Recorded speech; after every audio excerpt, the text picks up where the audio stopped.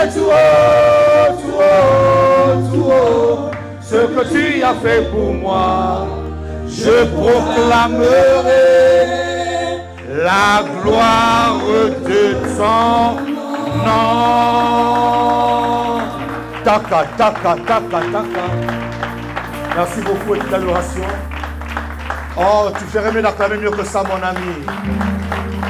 Jésus est élevé. Amen. Amen. Amen. Est-ce qu'on peut prendre place dans sa merveilleuse présence?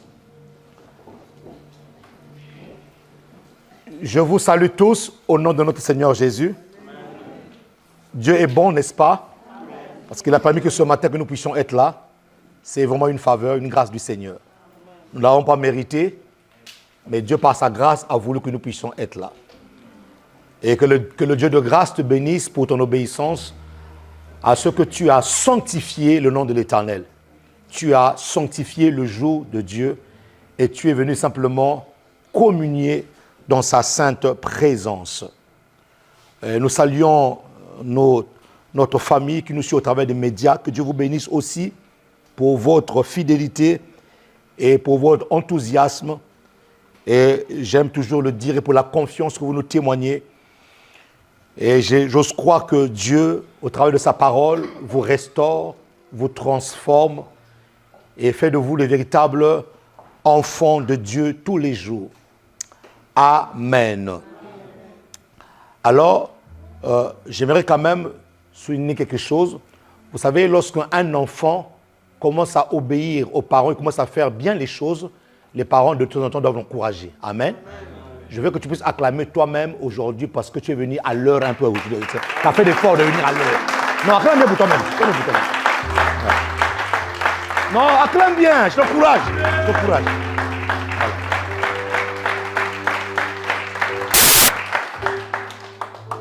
Ben, mon fils, tu sais, les gens pensent deux fois que le réveil, il faut que le Saint-Esprit descende, commence à secouer les gens. Vous savez, le réveil commence par des petites choses. Le réveil avec Dieu commence par des petites choses. Les choses que nous négligeons là, c'est là où Dieu regarde. Et c'est là où Dieu met toute son attention. Il y a des gens qui ne reçoivent pas les bénédictions de Dieu, non pas parce qu'ils sont mauvais, non, mais c'est parce qu'ils ne savent pas honorer Dieu. Ils ne mettent pas Dieu à sa place. Voilà. Ils ne mettent pas Dieu à sa place. Donc, je t'encourage. Et je vois bien que le vent du réveil est en train de souffler. Nous sommes d'abord dans le réveil de la conscience. Le réveil de la conscience. Non, je veux que tu puisses encore acclamer Dieu pour toi-même. Faut les encourager de temps en temps.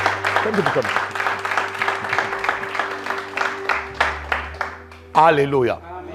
Nous sommes en prière, nous sommes en 21 jours de jeûne et prière où nous sommes en train de parler sur le réveil de la foi, un programme initié par l'assistant pasteur Flore, mars 21, dans lequel tous les hommes qui sont épouses de Christ sont conviés, ils sont incrustés là-dedans, parce que nous croyons que aussi nous sommes l'épouse de Christ. Et le lundi et le mardi, nous prions à la maison.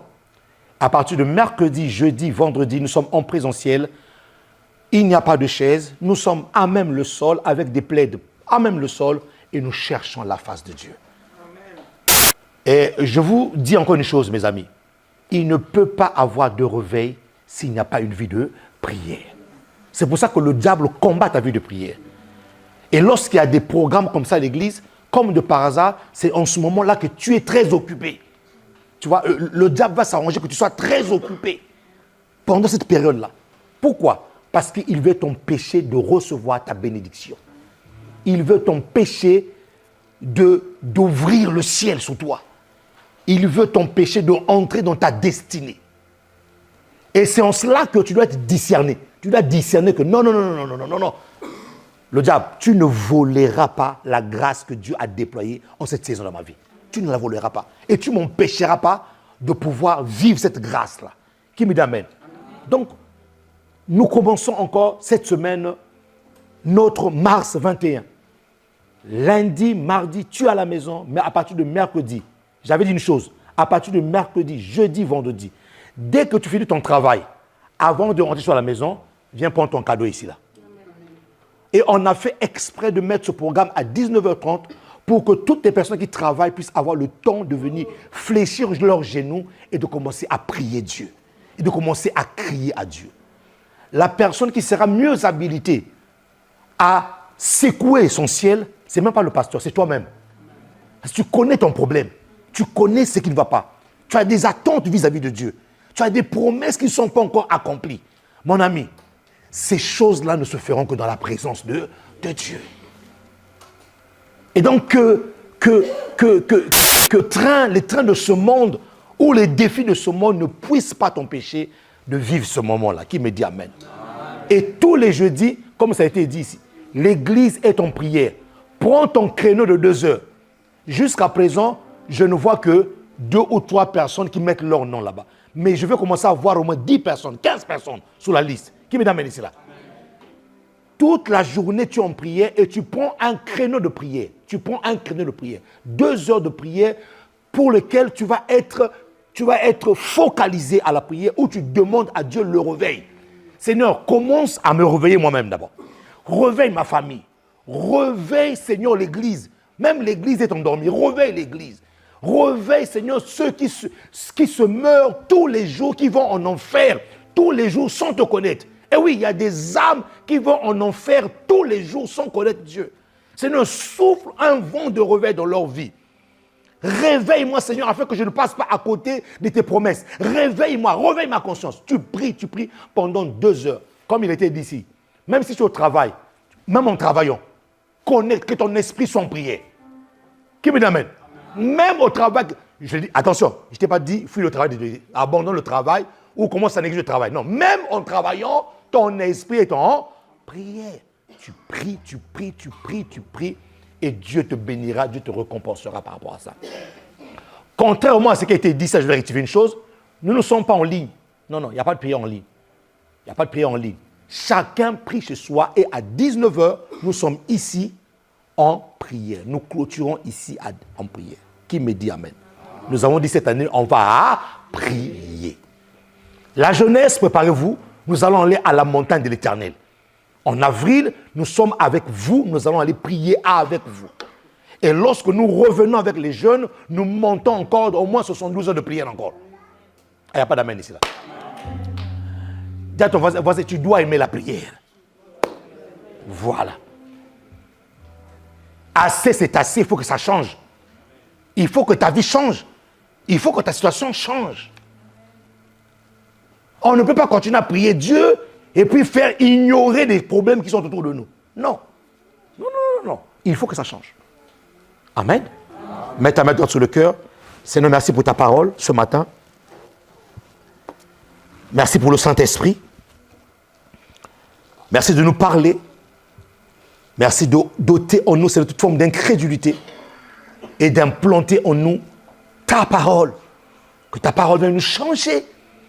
Que ta parole vienne nous guérir. Car ta parole dit, la Bible déclare, tu envoies ta parole et ta parole les guérit. Alors, s'il te plaît, par le Saint-Esprit, ôte l'opprobre, ôte la maladie, ôte les difficultés, ôte tous ces problèmes autour de ton peuple. Et nous ne manquerons pas de glorifier ton nom. Nous ne manquerons pas d'élever ton nom. Au nom puissant de Jésus, les saints disent Amen. Yahweh, Rapha, Elohim, Shaddai, Jireh, Adonai, manifeste-toi, Yahweh, Yahweh, Rapha, Elohim, Shaddai, Jireh,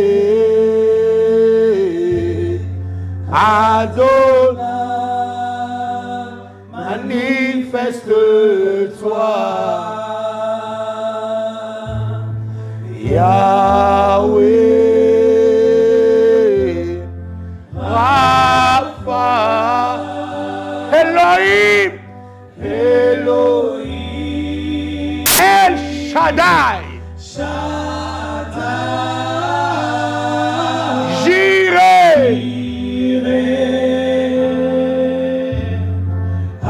Adonai, manifeste-toi.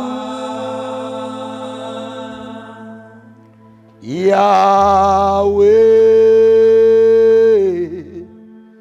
Rapha, Elohim, Shaddai, Jireh, Adonai, manifeste-toi. Yahweh, Rapha, Elohim, Shaddai, Jireh, Adonai, manifeste-toi. Yahweh, Rapha, Elohim, Shaddai, Jireh, Adonai, manifeste-toi.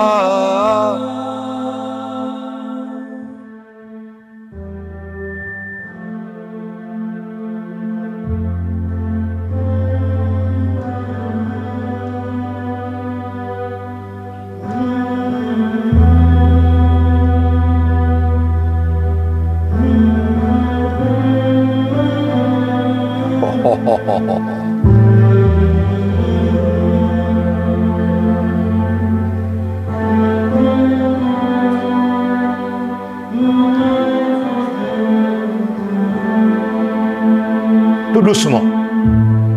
Yahweh. Doucement.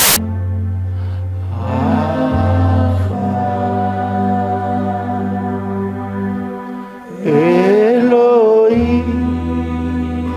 Tous ensemble. Shaddai. Appelons Jireh. Adonai. Comme une seule armée. Appelons encore Yahweh ce matin. Appelons-le.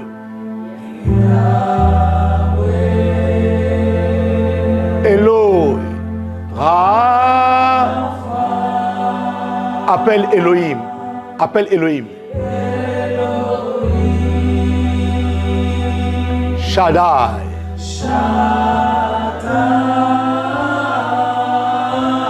Il est Jireh. Adonai. C'est celui qui se manifeste. Disons-lui Yahweh, Yahweh, Yahweh. Yahweh. Rapha, celui qui guérit. Elohim, le Dieu créateur. Shaddai, le Seigneur de gloire. Jireh, le pourvoyeur. Adonai, Seigneur, Maître,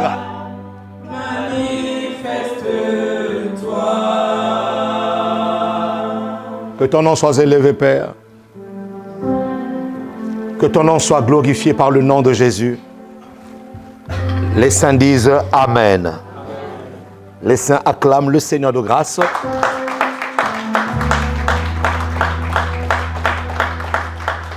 Une autre dimension est en ces lieux. Une autre dimension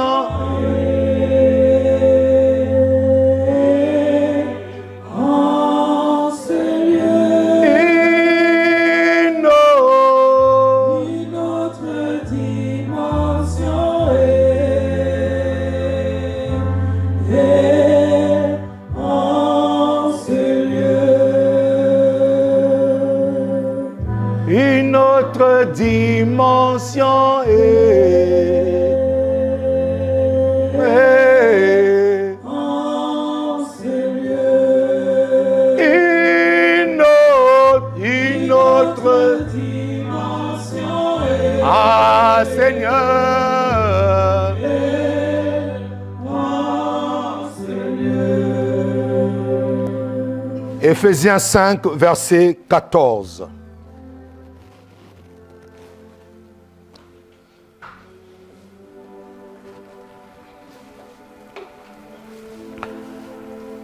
Éphésiens 5, verset 14.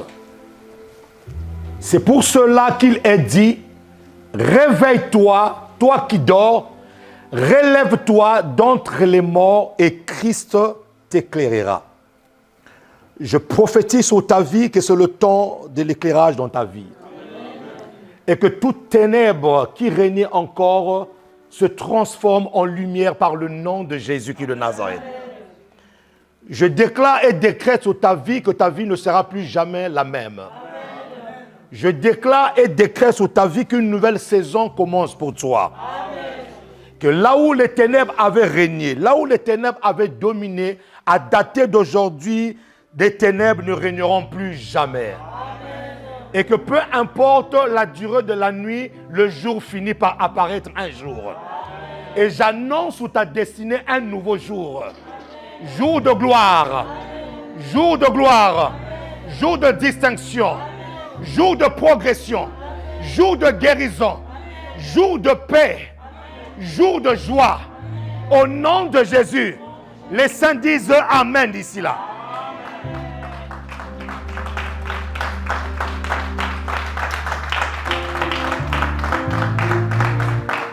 Dieu veut réveiller son peuple.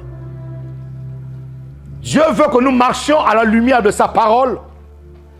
Dieu veut que nous enlevions en nous toute distraction, toute forme des choses autour de nous qui nous empêchent de lire les signes du retour de Jésus. Je choque souvent les gens quand je leur dis que les choses ne s'arrangeront pas. Il y a des prophéties bibliques qui sont irréversibles. Il y a des prophéties pour lesquelles nous pouvons jeûner, prier, toucher le cœur de Dieu et changer les choses. Mais il y a des prophéties bibliques, même si nous jeûnons, même si nous essayons de persuader Dieu, ça ne change rien. Parce que ce sont des choses qui doivent arriver. Dans l'une des prophéties bibliques qui doit certainement s'accomplir, c'est le retour de Jésus. Et nous sommes en train de vivre les signes. Nous sommes en train de vivre autour de nous l'authenticité de ce que la parole de Dieu dit. Et ces signes sont visibles. Et ces signes sont répertoriés, sont vus même des enfants de Dieu. Ils voient ces choses. Mais malgré qu'ils voient ces choses, personne ne se range. Personne ne décide de laver sa robe. Personne ne décide de dire, Seigneur, il faut que je m'aligne à ta parole. Et c'est ça qui prouve le sommeil spirituel. Lorsque une personne sait qu'il y a un danger, quelque part, il y a un danger devant moi, mais j'y vais quand même, malgré le danger. La personne ne prend même pas des précautions concernant sa vie. Ça prouve que cette personne est dans un sommeil. Et par la grâce de Dieu, Dieu veut nous réveiller.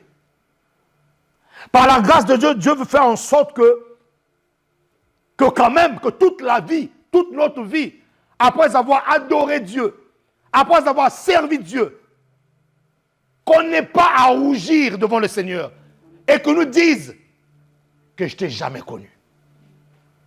Ah, je dégage ta vie. Ça t'arrivera pas au nom de Jésus-Christ de Nazareth.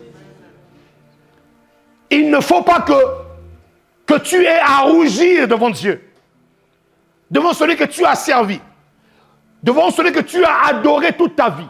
Non. Et c'est pour ça qu'il faut que tu te réveilles.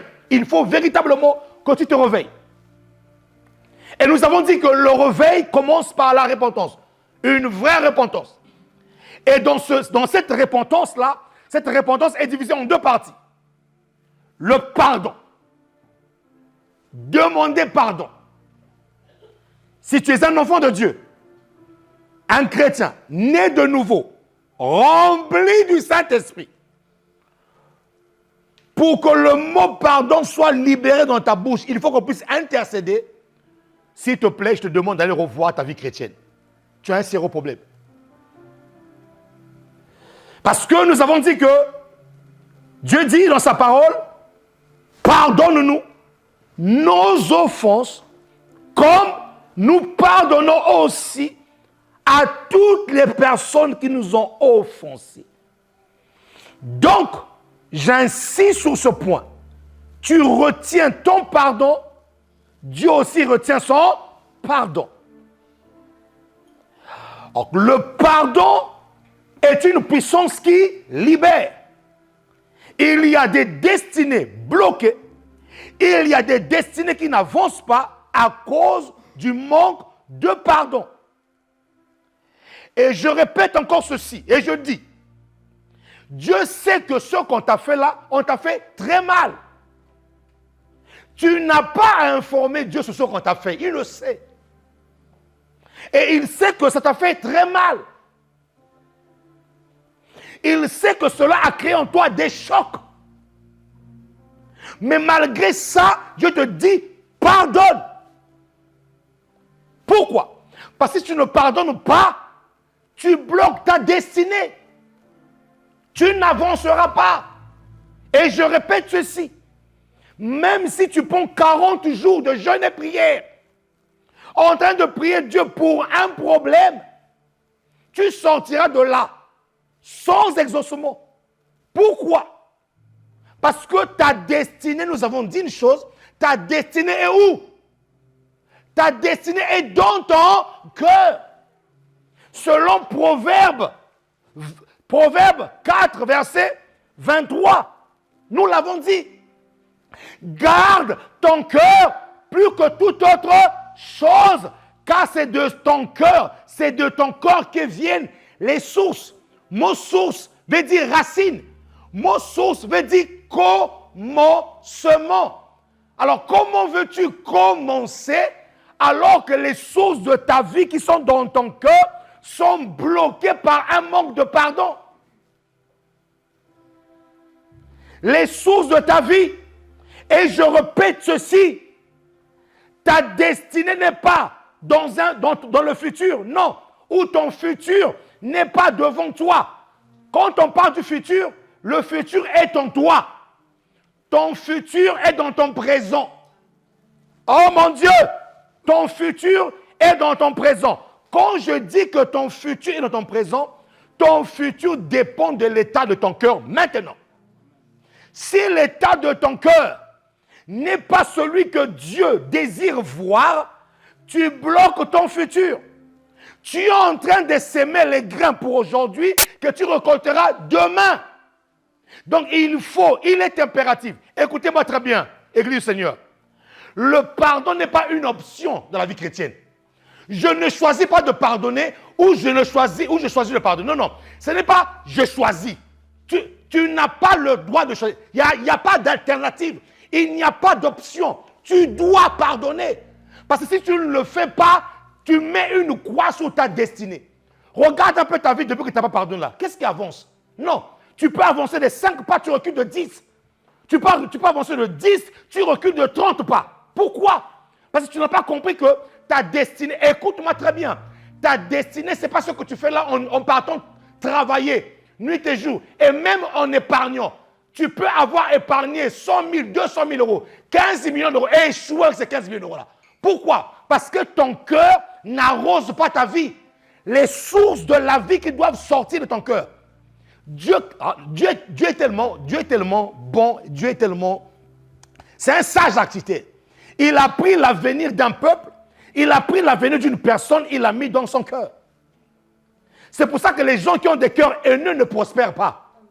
Des gens qui ont des cœurs malsains, des cœurs des cœurs méchants, ne pourront pas prospérer, ne pourront pas avancer. Parce que leur futur est dans le cœur. Est-ce que je parle à quelqu'un ici là? Est-ce que je suis en train de parler à quelqu'un ici là? Et d'ailleurs, la personne que tu ne veux pas pardonner, lui, elle vit bien. Sans problème. Cette personne dort sans problème. Mais c'est toi qui souffres. C'est toi qui te tortures pour rien du tout. Tu passes des nuits blanches. Tu passes des nuits blanches alors que lui, de l'autre côté là-bas, il danse, il joue, il rigole. Toi, tu as des visages crispés. Tu commences à voir des rides avant l'âge. Le manque de pardon défigure même le visage. Ça t'enlève ta beauté. Ça te vieillit. Dis-moi pardon. Ça te vieillit. Le manque de pardon t'enlève le nombre de jours sur la terre. Ça crée des cancers. Ça touche les cellules du corps. J'ai expliqué ici là. Parce que l'âme de toute chair se trouve dans son sang. Or, le sang, c'est la vie. Et dans le sang, il y a ce qu'on appelle des chromosomes. Et dans les chromosomes, il y a ce qu'on appelle des caténaires. Et sur les caténaires, il y a des lettres G et C. Donc, dans le sang de chaque personne, il y a des informations. Je te fais un peu la biologie cellulaire. Dans le sang de chaque personne, il y a des informations. Je ne savais pas que dans le sang, il y a des lettres, qu'il y a des écritures, il y a des informations dans le sang. C'est pour ça que quand tu n'es pas dans les principes de Dieu et que tu vas coucher avec un sorcier, ce sorcier-là, cette sorcière-là te transmet ces informations de la sorcellerie. Oui. Pourquoi? Parce que là, il y a un problème de sang. Il y a un problème de sang. Dans la semence de ce monsieur-là, il a des informations. C'est pour ça qu'en biologie, on parle de génotype et du phénotype. Cet enfant te ressemble. Mais il te ressemble, c'est parce que tu as donné les informations. Oh mon Dieu, tu as donné les informations.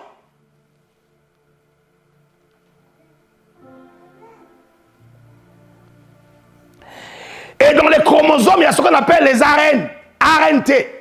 Il y a ce qu'on appelle les RNT messagers. Messagers. Vous voyez, vous aujourd'hui là, on voit aujourd'hui des gens des téléphones, oh j'envoie SMS. Écoutez-moi, dans les informations, là, il y a des vrais messages. Dans ton sang là, il y a de vrais messages. Il y a ce qu'on appelle RNT messager. Donc en fait, ces chromosomes-là ont pour mission de prendre les informations et de les déplacer dans le sang de la personne. Maintenant, écoute. Ta vie est dans ton sang. Lorsque tu ne pardonnes pas, ta vie est secouée.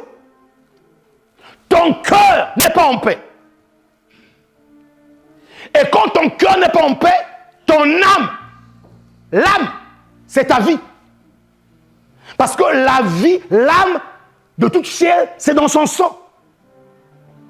C'est pour ça que Jésus devait être donné en sacrifice sur l'autel.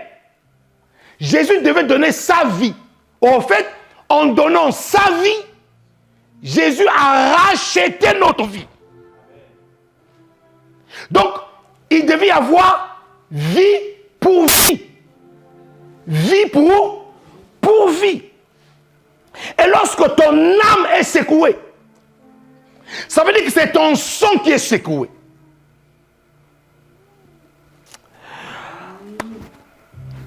John, ramène-moi mon tableau. Je vais leur faire un peu de la biologie cellulaire ici. Là. Je n'ai pas prévu ça. Ramène-moi le tableau.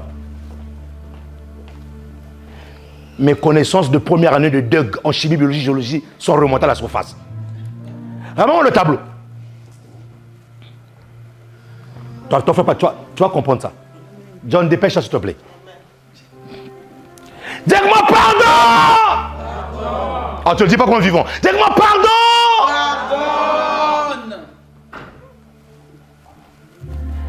J'espère que vous m'avez changé. Sinon, cette fois-ci, là, je vais m'énerver.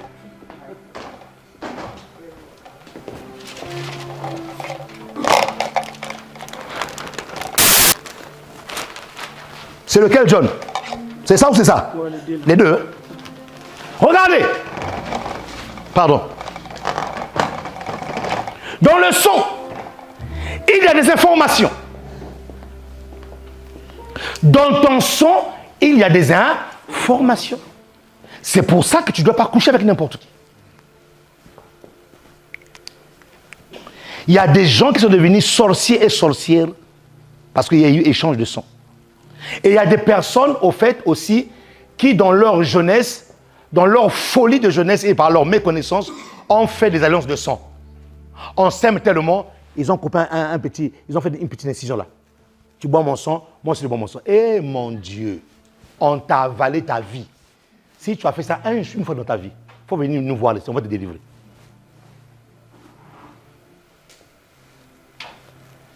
Et le problème, c'est que dans ce sang-là, il y a des chromosomes. Et des chromosomes, dans les chromosomes, il y a ce qu'on appelle des caténaires. Ce que je te mets là, on appelle ça des caténaires. Et dans chaque caténaire, il y a des lettres. G, ici, là, C et là. Ceux qui font de la biologie ne vont pas me contredire. G ici, C ici. Et, au fait, G et C, ce sont des informations qui permettent à ton sang d'être sang. Sans ces informations-là, ton sang n'est pas sang. Alors, vous voyez G et C, mais G, là, ce sont des codes. Ce sont des codes. C'est pour ça que des fois, on dit que tu es le groupe A, groupe B. C'est pas par rapport à quoi? C'est pour te dire simplement que quand on dit que tu es groupe A, groupe B, groupe 0, 0+, ça veut dire que dans ton sang, en fait, même la médecine veut te dire que dans ton sang, il y a des informations. Ça va? Ça veut dire que dans ton sang, il y a des informations. Maintenant, quand ton âme a du mal à pardonner, pardonne. Franchement, si je la pardonne, c'est que moi là, c'est pas moi. Franchement. Non. Si je le pardonne, franchement, je vous dis, mon ami, voilà, ma mère va se réveiller. Il y a des chrétiens comme ça. Mais le problème, c'est quoi? Lorsque ton âme est secouée, en fait, lorsque ton âme n'est pas en paix, c'est ton sang qui n'est pas en paix. Maintenant, dans ces informations-là, il y a des informations qui sont faites pour le système immunitaire. Il y a des informations qui sont faites lorsqu'il y a un virus, lorsqu'il y a des attaques microbiennes qui arrivent, une attaque microbienne qui arrive, ces informations-là communiquent entre eux pour dire qu'il y a un danger. Suis-moi très bien, suis-moi. Ces informations-là communiquent pour dire qu'il y a un danger. Et donc, eux, automatiquement, dans le sang, il y a la sécrétion où il y a la mise en place de ce qu'on appelle des globules blancs. Parce que les globules blancs, ce sont ces globules-là qui permettent de pouvoir phagocyter. On appelle ça, en biologie, on appelle ça la phagocytose. De pouvoir phagocyter tous ces microbes-là qui arrivent. Est-ce que vous me faites comprendre ici, mes amis? Ça va? Là, on parle du sang, là, mon ami. On parle du sang. On parle de ton sang, là. Le sang coule dans tes veines. Tu vois? Et c'est pour ça que lorsque un enfant naît, Cet enfant-là grandit, on dit cet enfant-là a des tics de son père. Mais c'est normal, mais il a reçu les G et les C, les codes, le code génétique, on appelle ça le code génétique. Il a reçu le code génétique de son père. Ça va? Maintenant, quand ton âme est secouée, or, Lévitique nous dit que la vie, d'autres versions disent, le sang de toute chair, c'est dans le sang. Non, la vie, l'âme. L'âme ou la vie. Parce que quand on parle de l'âme ici, là, Hébreu parle de souké, la respiration, ta capacité à vivre. C'est pour ça que dans le sang, il y a beaucoup d'oxygène.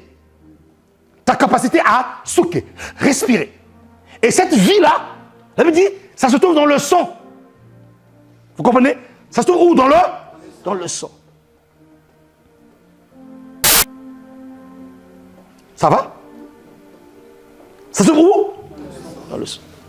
Maintenant, quand ton âme est secouée, quand ton âme n'est pas en paix parce que tu n'as pas pardonné, tu es en train de désorganiser les informations qui sont sur le caténaire. Les informations qui sont dans ton sang. Donc, au lieu que C reste à sa place de C, qu'est-ce qui va se passer? Il va y avoir un désordre. Donc, G va venir ici, là. C va venir ici, là. G va venir ici, là. Ou C va descendre, je ne sais pas où. Il va avoir un désordre. Hein, tout ce qui est maladie émotionnelle, c'est-à-dire les émotions. Il va y avoir un désordre dans ton sang parce que ton âme n'est pas en paix. Et c'est pour ça que Jean 14 dit quoi? Que votre cœur ne se trouble point. Jésus avait raison. Que votre cœur ne se trouble. Parce qu'il sait que lorsque ton cœur est en trouble, tu désorganises le système immunitaire de ta vie. Tu désorganises ta vie. Mon ami, remarquez même une personne qui n'est pas en paix, mon fils John. À la maison, tu n'es pas en paix. Lorsque tu sors, tu vois la cravate à gauche, tu vois la personne vraiment. Et j'expliquais, c'était hier ici là, à l'école des disciples du ministère, que j'ai un collègue au travail qui n'est pas en paix. Il est tout le temps nerveux. Il est tout le temps sur ses moindres problèmes. Il conne. Des fois, quand il se fâche, il rentre dans le dépôt du travail. Mais vraiment, même Schumacher a menti. Il rentre là, il se gare, il descend. Parce que tu sens que la personne est... Tu vois, la personne est troublée. Et je vous assure que cette personne-là gagne bien sa vie. Mon collègue là, il gagne bien sa vie. Et même deux fois, par moment, malgré l'argent qu'il touche, vous vous rendez compte? Des fois, il est capable, des fois même, il demande des acomptes à l'entreprise. Et même un jour, même le responsable a dit, mais attends, tu es seul. Tu n'as qu'un chat chez toi à la maison. Tout l'argent que tu gagnes là, ça va, hein? Ça va où? Je vous assure qu'il n'a pas arrêté de demander des acomptes de son salaire. Donc, à un moment donné, il dit, mais attends, tu gagnes beaucoup d'argent, tu es seul. Tu as un chat.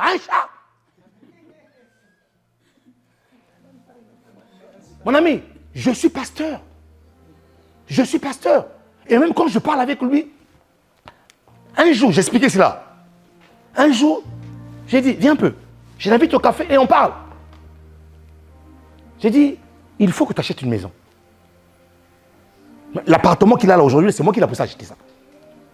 J'ai dit, il faut que tu achètes une maison. Il habitait à l'époque à Saint-Maurice. Il payait 800 € par là. J'ai dit, écoute-moi, tu as tout ce qu'il faut pour acheter. Quand tu payes le loyer là, tu es en train de payer le crédit de quelqu'un d'autre.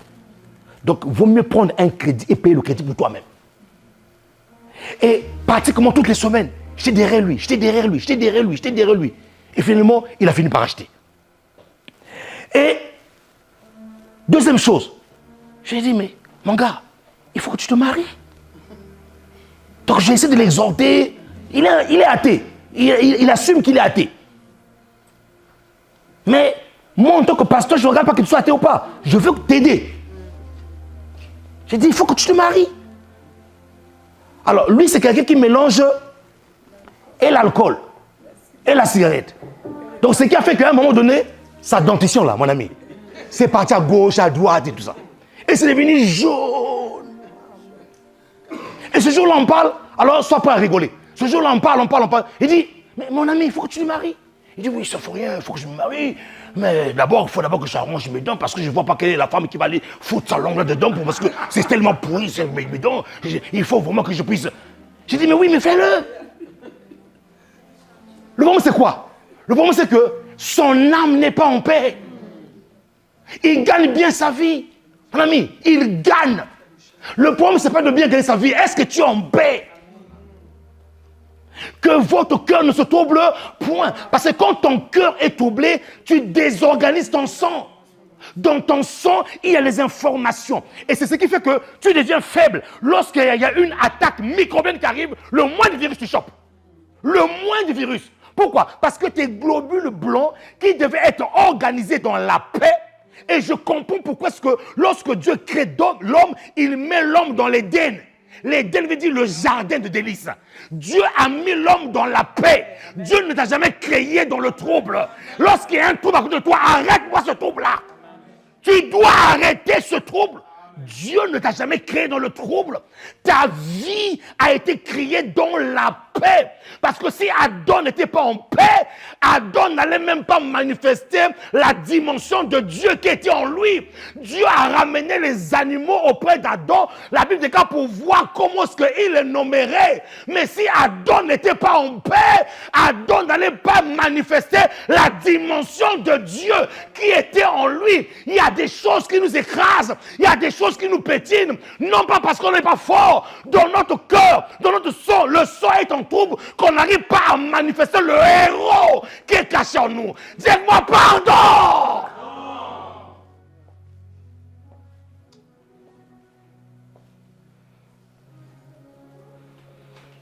Ce n'est pas que tu es incapable. Tu es capable. Tous ici, nous sommes capables. Il n'y a personne ici qui ne soit pas capable. Tous ici, on est capables. Et quand le sang est en trouble, puisque ta vie est dans le sang, qu'est-ce que tu fais? Tu vas faire un pas, 2 pas, tu vas reculer de 5 pas. Pourquoi? Parce que tu as désorganisé les informations dans ton sang.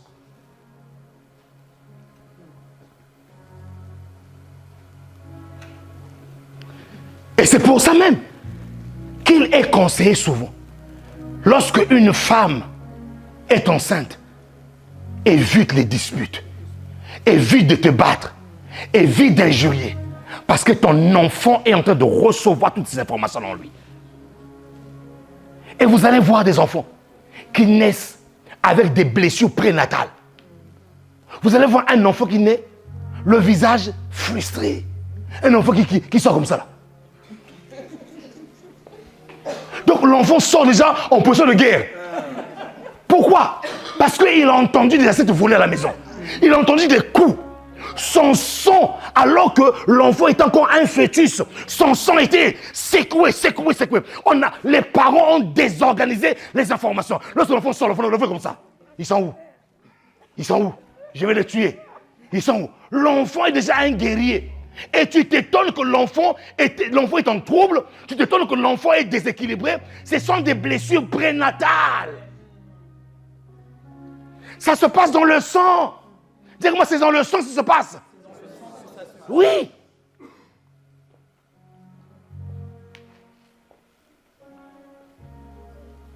J'ai vu une vidéo sur les réseaux sociaux. Un bébé, son père passait, le bébé regardait le pas comme ça.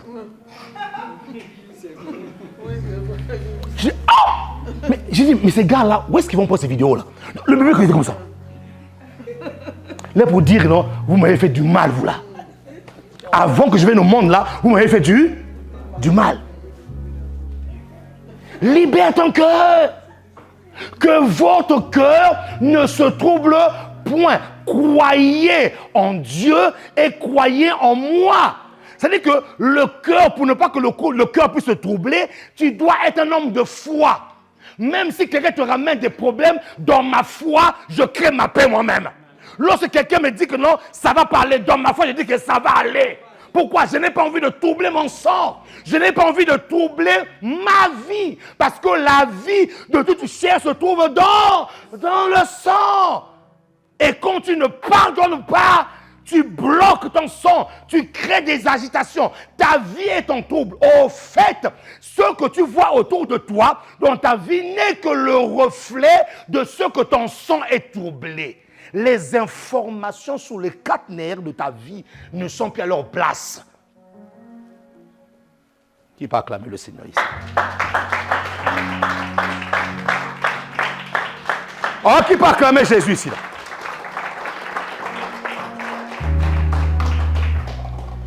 Qui me dit Amen? Amen. Donc, au fait, quand tu ne pardonnes pas, tu n'es pas en train de faire du mal à la personne que tu refuses le pardon. Tu te fais du mal à toi, à toi-même. Et tu passes le temps de le jeûne. Oh Dieu bénis-moi. Oh Dieu bénis-moi. Dieu s'est dit, oh mon fils change ton cœur. Oh mon fils change ton cœur. Oh Dieu bénis-moi. Oh mon fils change ton cœur. Oh Dieu bénis-moi. Mon fils, ta destinée n'est pas entre mes mains. Ta destinée est en toi. Tout ce que j'ai fait pour toi, je l'ai mis à l'intérieur de toi. Oh Jérémie, je te connaissais. Alors que tu étais encore une masse informe dans le sein de ta mère. J'avais déjà établi. Jérémie, tu n'es pas prophète lorsque tu es né. Tu es déjà prophète. Oh mon Dieu. Ta destinée est déjà en toi. Avant que tu ne viennes, tu es déjà prophète. Au fait, lorsque les hommes te voient, disent que non, je remarque que tu es un prophète, il ne faut que constater et confirmer ce que tu es déjà. Qui me dit amen ici là? Qui me dit amen ici là? Et maintenant, imaginez que ce prophète-là avait un cœur troublé. Son sang toujours troublé. Mon ami, il n'allait jamais entrer dans sa destinée. C'est pour ça qu'il y a des serviteurs aigris. Il y a des pasteurs aigris. Il y a des pasteurs, de fois, quand ils vous prêchent, vous sentez que non, il est en train de faire sortir sa colère. Hein? En fait, il veut sortir sa vraie nature. C'est-à-dire qu'on sent qu'il n'y a pas d'amour dans ce qu'il dit.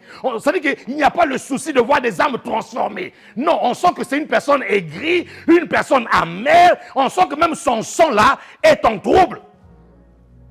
Que lui-même, ça ne va pas. Oh, qui me dit amen ici?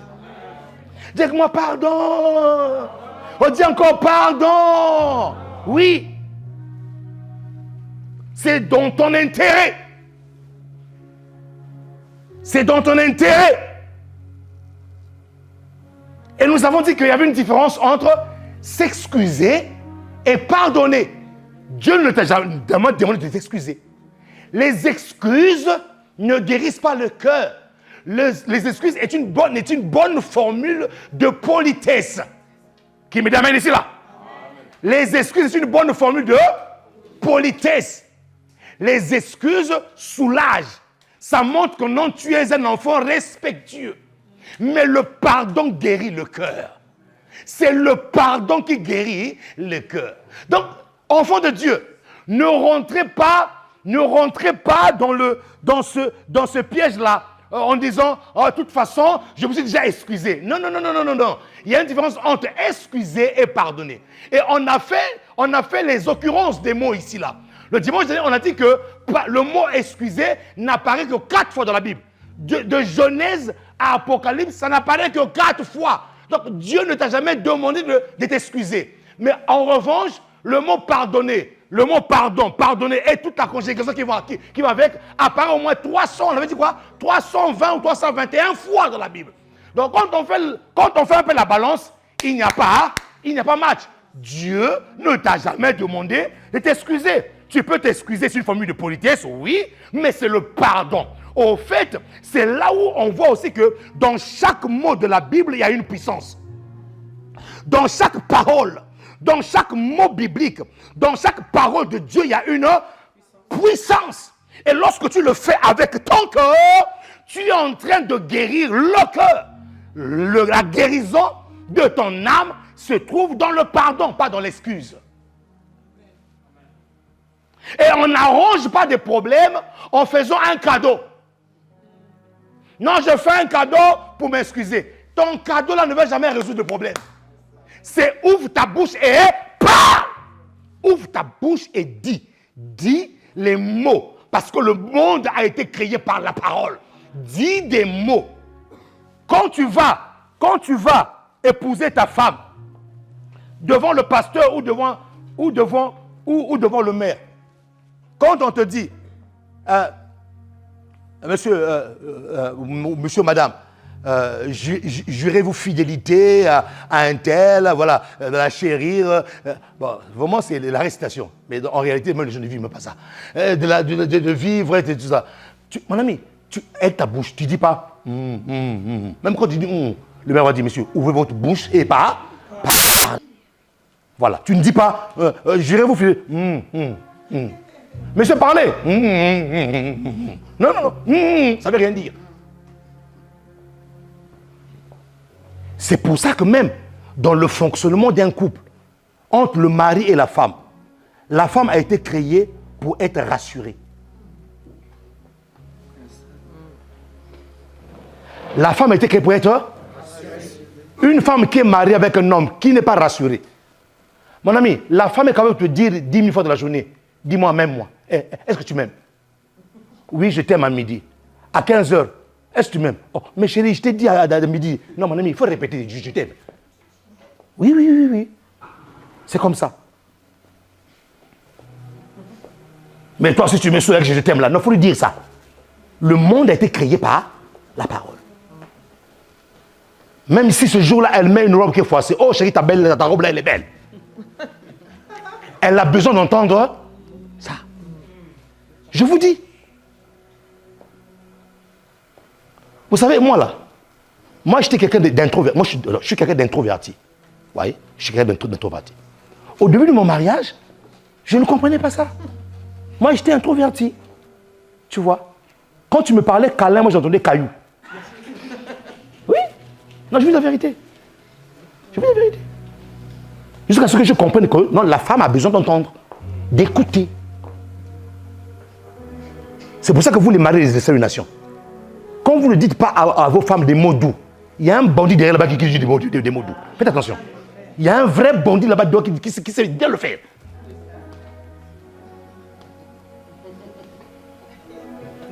Tu ne vas pas comprendre à quel moment, elle, c'est seulement lorsqu'elle sort qu'elle est coquette. À la maison, elle n'est jamais coquette.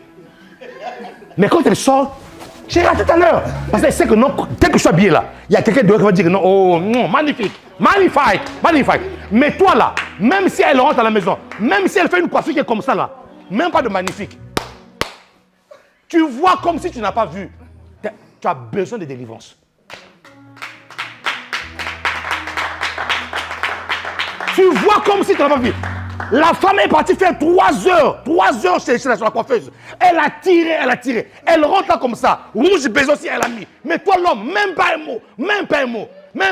Après, tu dis que non, c'est moi le chef. Tu es chef de rien du tout. Tu es chef de rien du tout. Oui, tu es chef de rien du tout. Mais tu ne comprends pas que, mon fils Ben, tu ne comprends pas qu'à chaque fois quand tu rentres à la maison, elle est pressée de sortir.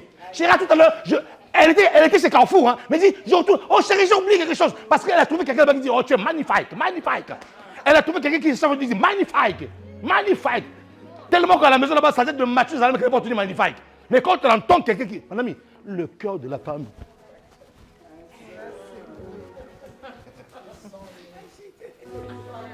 Chaque midi, les sémoules qu'elle te mettait à la maison, il n'y a plus de sémoules le matin, le midi. Tu ne comprends pas. Mais pourquoi elle a changé?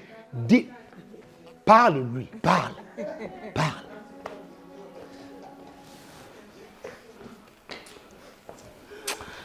Ah, Seigneur. Bon, on parle de quoi déjà? Toi, même toi, ma fille, même toi, tu n'es pas Dieu. Dis-moi pardon!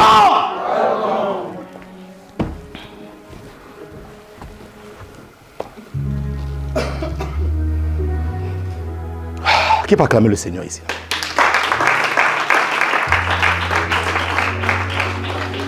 Il y a une différence entre s'excuser et pardonner. La délivrance d'un cœur n'est pas dans excuse-moi. La délivrance d'un cœur est dans pardonne-moi. Parce que le pardon est un concept divin. Quand tu dis pardon avec un cœur sincère, dans le pardon même en lui-même engorge une puissance qui est capable de libérer le cœur. Le pardon en lui-même engorge quoi? Une puissance. Dieu n'a pas mis sa puissance dans l'excuse. Il a mis sa puissance dans le pardon. Et quand tu dis pardon avec un cœur honnête, tu ne te rends pas compte. Tu es en train de libérer là une puissance. Au fait, quand tu dis pardon, le mot pardon qui est sorti devient comme un missile à tête chercheuse. Lorsque ce missile-là sort, elle va chercher, elle va toucher là où les dégâts ont été placés dans le cœur. Elle rentre, elle met de l'ordre. Lorsqu'elle sort de là, tu es en paix.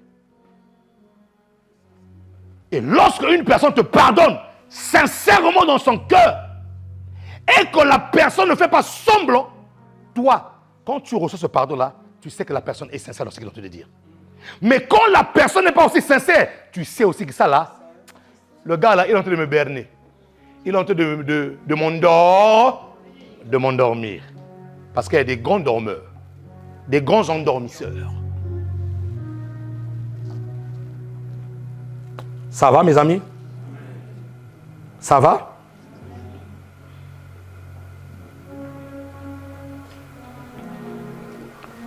Deuxième chose, après avoir demandé pardon, nous parlons donc de quoi? De changement de mentalité.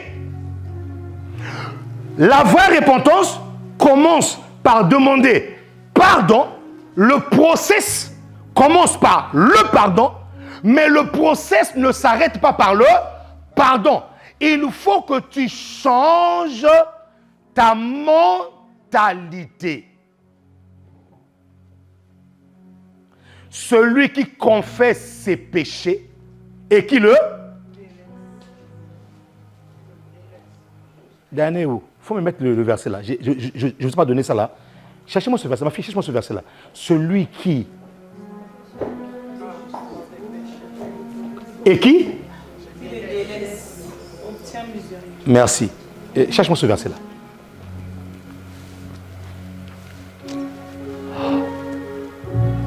Oh mon Dieu. Dis-moi, oh mon Dieu.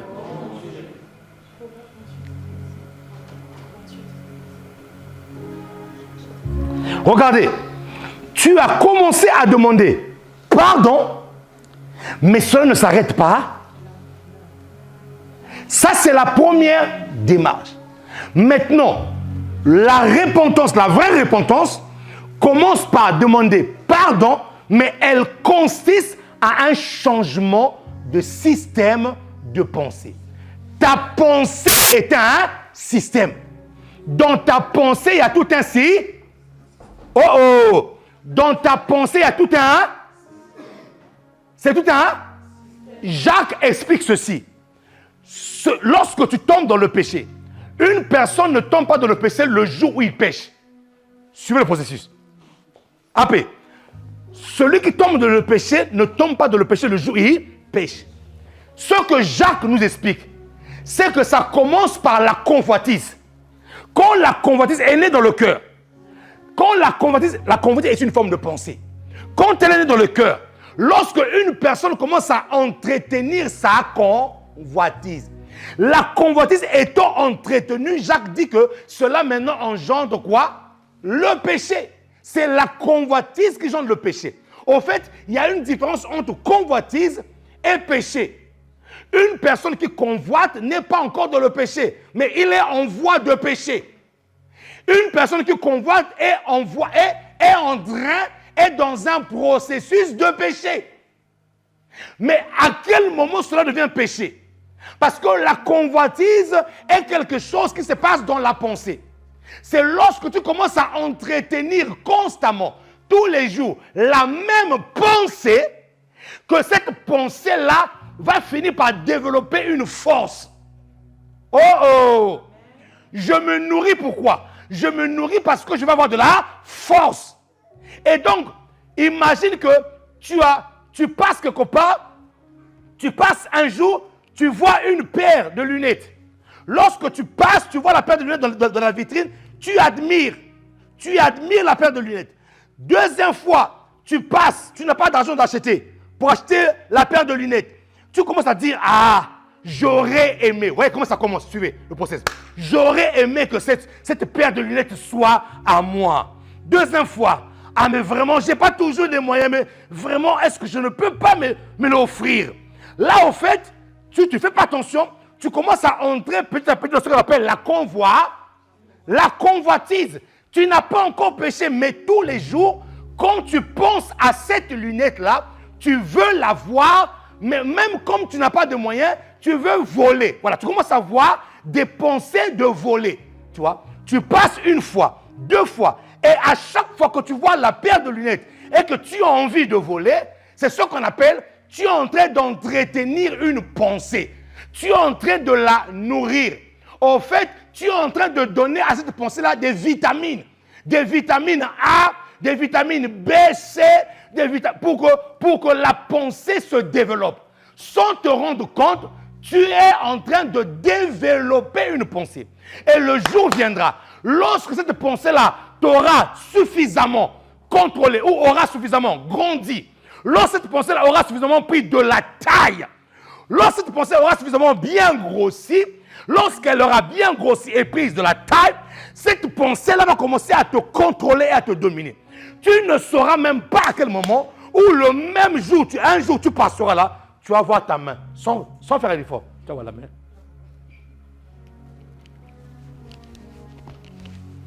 J'espère qu'on ne m'a pas vu ici là. Mais cet acte de prendre là, ça n'a pas commencé le jour où tu as pris. Tu avais en toi une pensée que tu as nous. C'est pour ça que même lorsque tu commences à avoir des pensées de péché, n'attends pas le dimanche pour te repentir. Réponds-toi le même jour à l'instant même. Réponds-toi le même jour à l'instant même. Qui peut acclamer le Seigneur ici?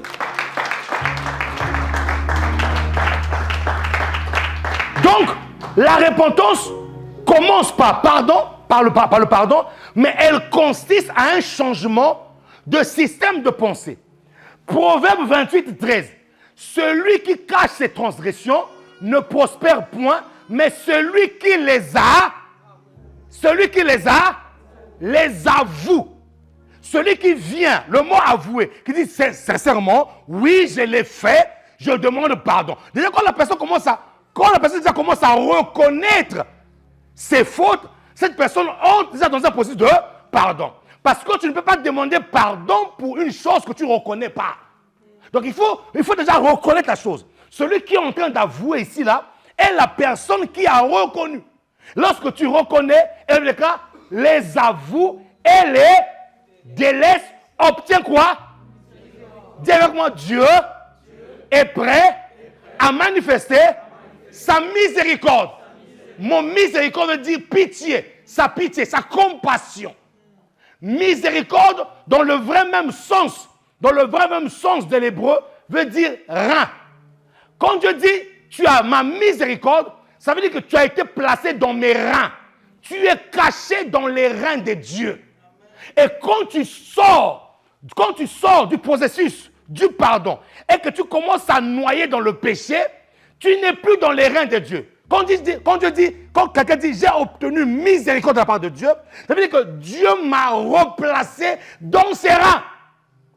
Et ici, il y a deux choses. Avouer et délaisser. La plupart des chrétiens avouent, mais ils ne délaissent pas. Ça veut dire que quand tu ne délaisses pas, la miséricorde n'est pas miséricorde. Miséricorde est miséricorde lorsque tu as avoué et tu as délaissé.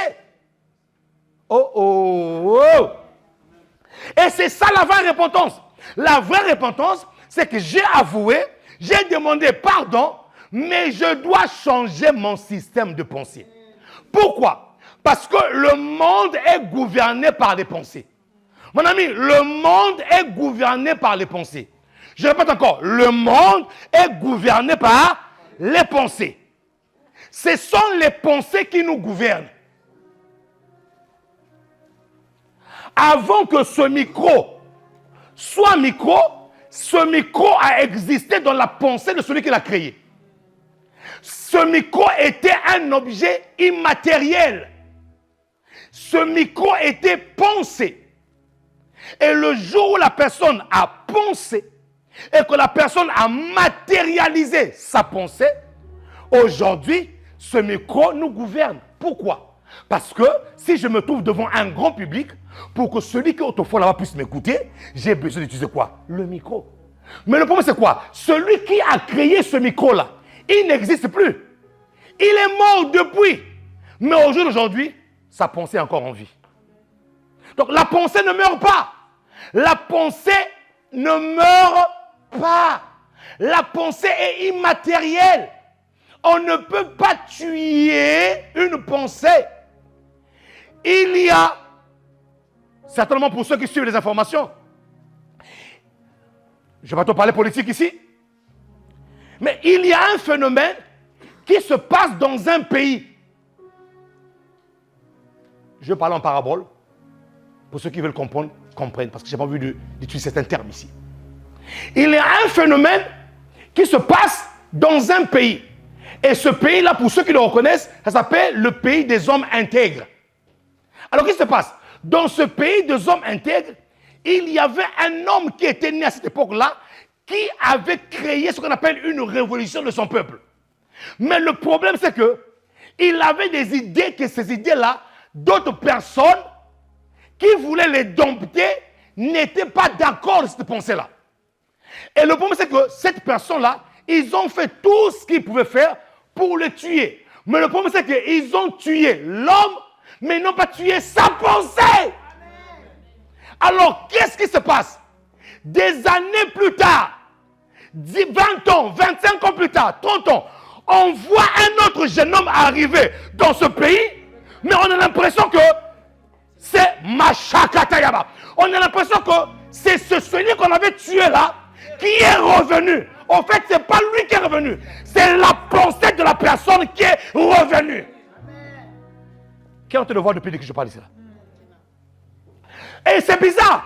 Ce jeune-là, quand il parle, je vois en lui celui qu'on avait tué. J'ai dit, waouh. Et là, Dieu me parle. Dieu me dit, ça fois, tu vois, on l'a tué. Mais le moment, c'est qu'en le tuant, ils ont planté une sémence de pensée. Lorsqu'ils ont planté une sémence de pensée, cette pensée-là a germé. Ça veut dire quoi? Ils n'ont rien fait. On peut te tuer, mais ta pensée restera éternelle. Donc, ne jouez pas avec la pensée. La pensée, c'est ta vie.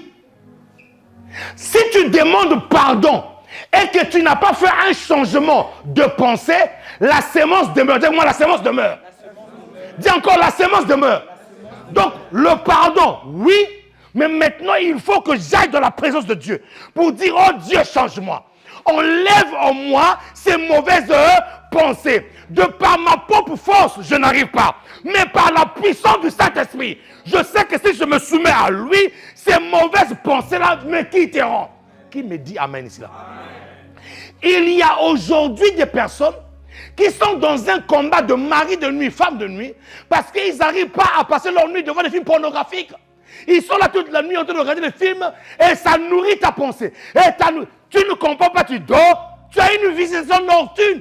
Mais la visitation nocturne que tu as là, mais c'est parce que tu as nourri ces pensées. J'ai un message que j'ai écrit. La bataille des pensées positives. Je vous en parlerai un jour. La bataille des pensées positives. Mon ami, voyez comment est-ce que lorsqu'on veut contrôler un monde, on contrôle le monde par leurs pensées. C'est pour ça que d'un côté, la science est bonne, mais de l'autre côté, je rejoins le philosophe qui dit que la conscience n'est que ruine de l'âme. Une science qui n'a pas de conscience n'est que ruine de l'âme. Aujourd'hui, on nous parle de l'intelligence artificielle. Partons pour ça. Mais je suis partant pour une intelligence artificielle maîtrisée et contrôlée. Sinon, filmez-moi bien, écoutez-moi bien, je vous parle. Sinon,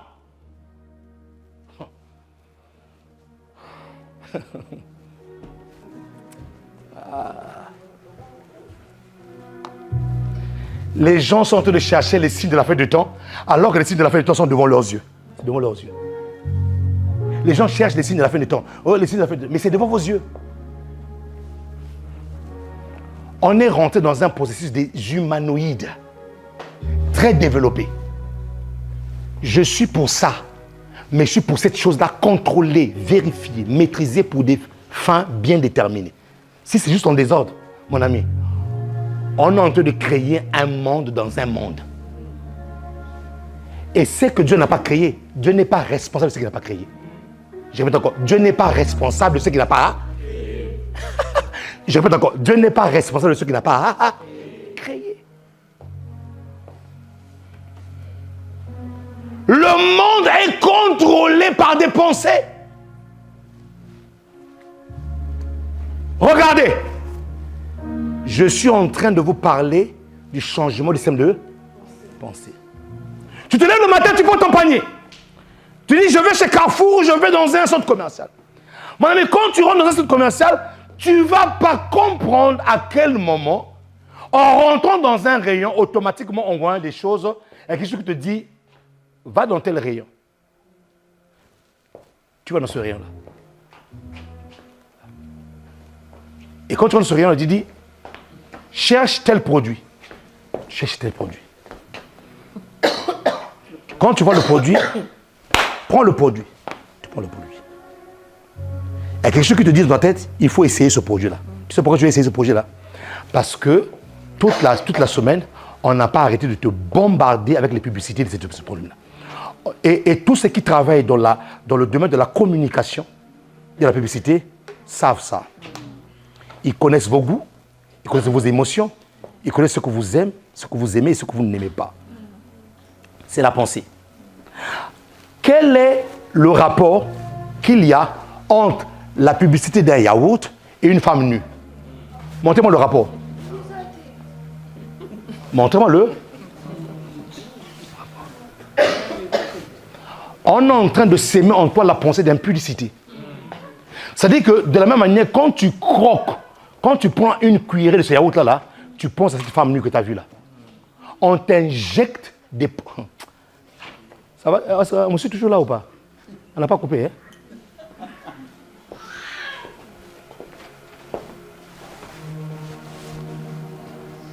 Mon fils, un jour dit, le monde entier est sous la puissance. Donc ça dit que, mon fils, ça dit que quand tu vas prendre Activia, quand tu manges, tu penses à l'image que tu avais vue. Et quand tu penses à l'image que tu avais vue dans ta pensée, tu viens d'ouvrir une porte d'entrée d'un esprit impur qui entre en toi, qui s'installe.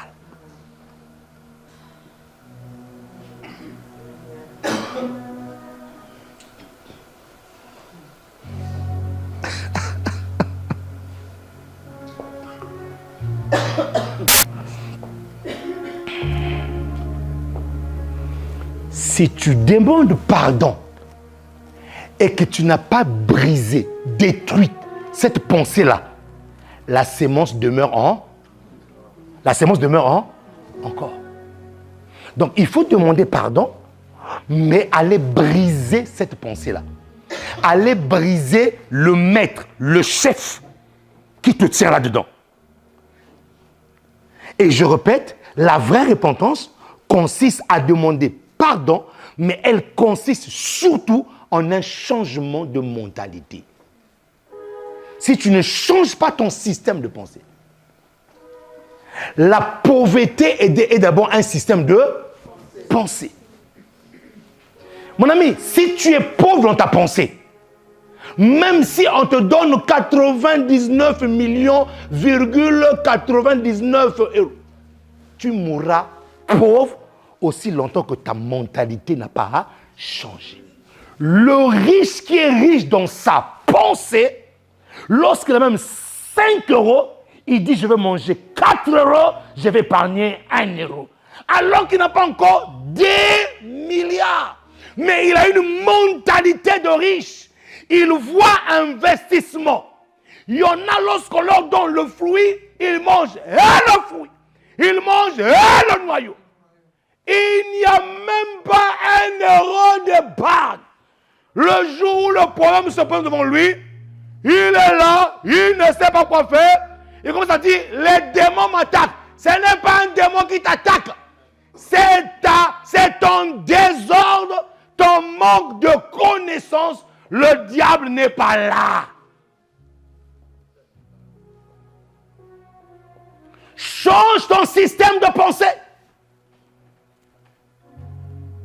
Change ton système de pensée.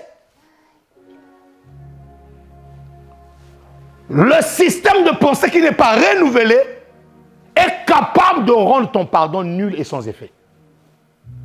Parce que du haut des cieux, Dieu sait et Dieu voit que tu vas recommencer la même chose. Pourquoi? Parce que tu n'as pas détruit la pensée. Tu n'as pas détruit la matrice. Tu n'as pas détruit cette source qui fait que à chaque fois, cette force te pousse. Parce que la pensée a une force. La pensée a une force de propulsion. Parce qu'il n'y a pas d'action s'il n'y a pas d'abord de pensée. Lorsque vous voyez l'action, c'est que d'abord il y a eu quoi? Pensée. C'est la pensée qui précède l'action. Une personne qui pose un acte, c'est parce qu'il a pensé cet acte-là. Oh oh! Une personne qui pose un acte, c'est parce qu'il a pensé. Donc la pensée précède l'action.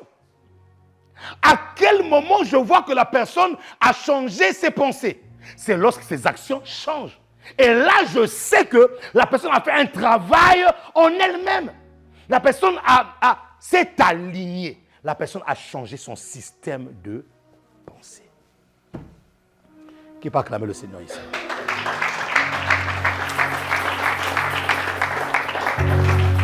Oh, qui peut acclamer Jésus ici?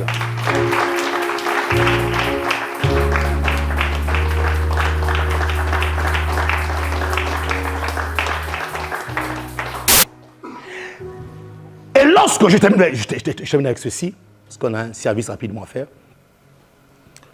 Lorsque Dieu dit, cette fois le juste tombera. Cette fois,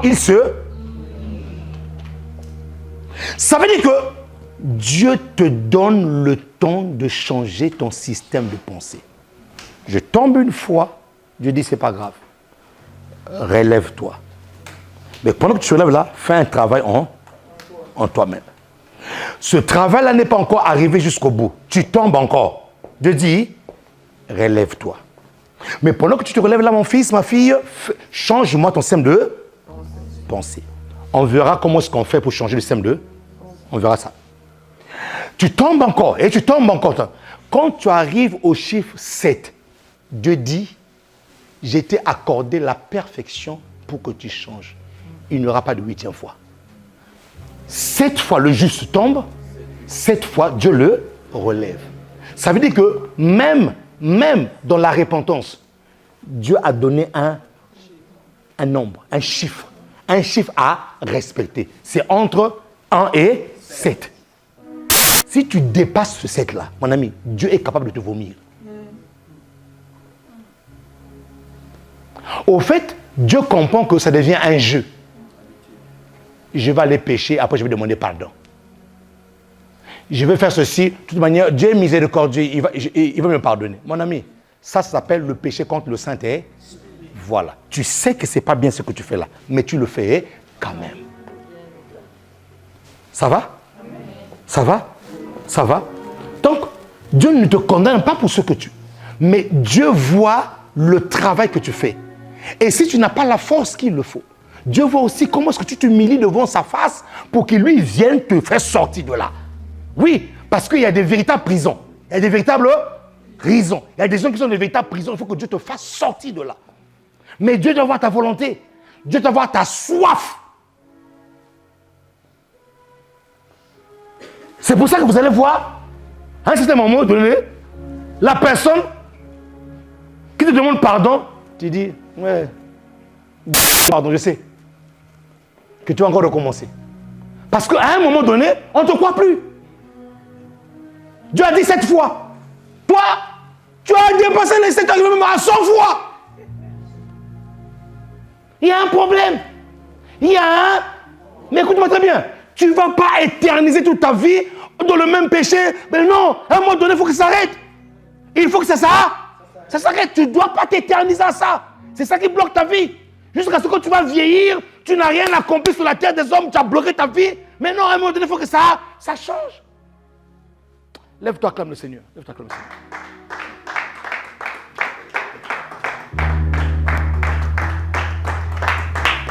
Merci parce que tu as clamé pour moi. Maintenant, je veux que tu acclames pour le Seigneur.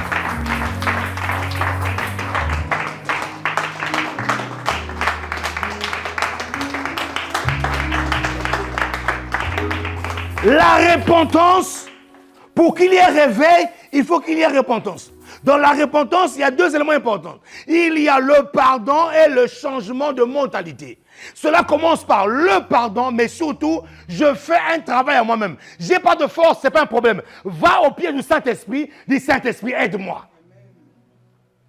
Va au pied du Saint-Esprit, dis Saint-Esprit, enlève-moi ces choses-là. Enlève-moi ça. Ne pense même pas au pasteur, toi-même, va au pied du Maître. Va au pied de Jésus. Qui me dit Amen ici, là?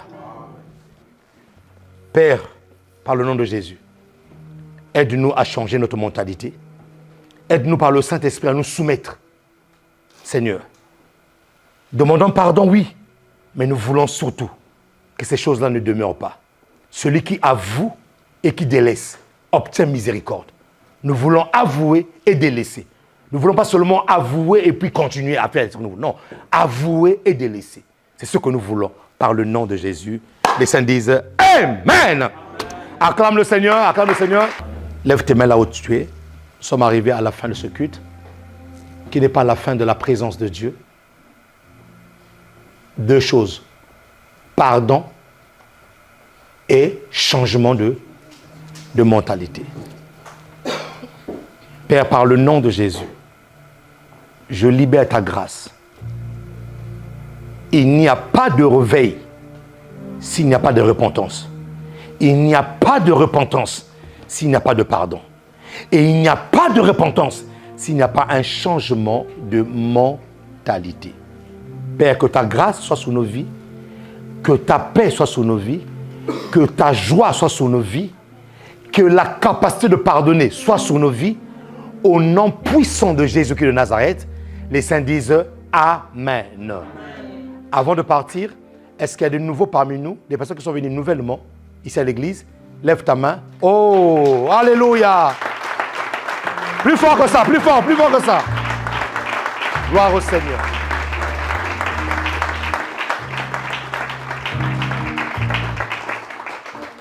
Que Dieu te bénisse, ma sœur. À la fin, ne partez pas si rapidement.